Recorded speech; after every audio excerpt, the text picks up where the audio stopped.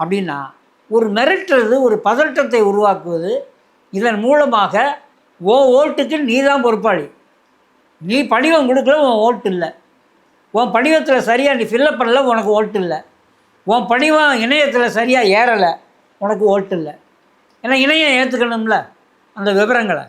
அதுதான் அந்த படிவத்துக்கு பதிலாக மாற்று படிவம் நீங்கள் வாங்க முடியாது.